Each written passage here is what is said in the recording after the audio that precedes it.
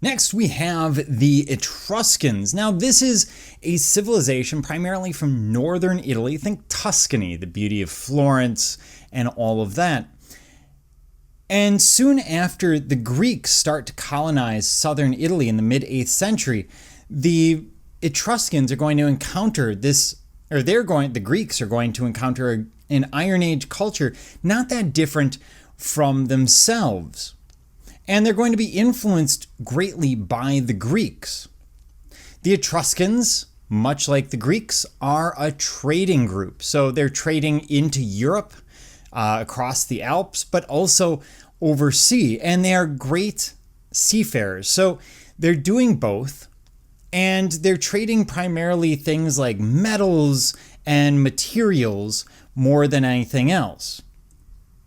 In terms of relationships, if you ever see a headline about two bodies that are found holding each other, it's almost certainly an Etruscan grave. They were one of these groups that we see monogamy and close personal relationships as key.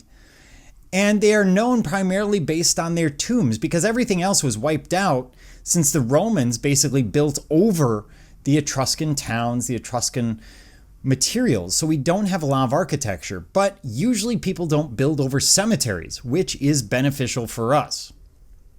We do see a general lack of political cohesion amongst the Etruscans. They aren't a really unified group. Very much like the Greeks, they are made up of independent city-states.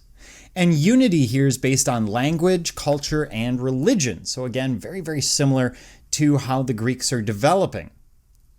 In terms of early Etruscan art, we see periods divided up that will be parallel to the Greek periods, despite the art being very distinct.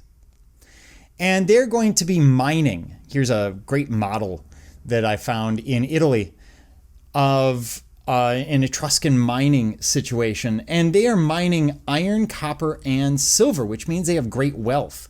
And this helped them to create prosperous cities through trade. They quickly developed a taste for luxury goods inspired by Eastern motifs from various objects that they imported.